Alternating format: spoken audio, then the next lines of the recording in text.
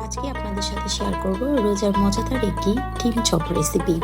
তো চলুন এক নজরে দেখে নেওয়া যাক। তো প্রথমেই একটি গ্রেটারের সাহায্যে 3টি আলু আমি গ্রেট করে নিয়েছি। তারপর নিয়েছি 2টি ডিম, 2টি ডিমও আমি গ্রেট করে নিব। তো দেখতে পাচ্ছেন আমি কিভাবে গ্রেট করে নিচ্ছি। তারপর দিয়ে দেব এতে কাঁচামরিচ কুচি, পেঁয়াজ কুচি ও ধনিয়া পাতা কুচি। দিয়ে দেবো 1 চামচ হলুদ এবং স্বাদ মতো লবণ। এবার ভালো করে ডোটা মেখে নেব, সব ভালো করে মিশিয়ে মেখে নেব। এবার হাত দিয়ে আমি সুন্দর করে গোল গোল করে চপের আকারে বানিয়ে নেব। তো দেখতে পাচ্ছেন কত সুন্দর করে আমি চপ বানিয়ে নিয়েছি। তো এবার ফ্রাই প্যানে তেলটা গরম করে আমি চপটা ভেসনে একটু ভিজিয়ে আমি দিয়ে দিলাম।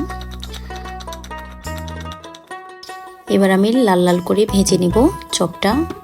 একটু ভালো করে ভাজতে হবে, তাহলে একটু মচমচে হবে। তৈরি হয়ে গেল আমাদের মজাদার সুস্বাদু ডিম চপ রেসিপি। সবাই এটা মাস্ট বাসায় বানানোর জন্য ট্রাই করবেন, খুবই সুস্বাদু খেতে। তো সবাইকে ধন্যবাদ সাথে থাকার জন্য। আল্লাহ হাফিজ।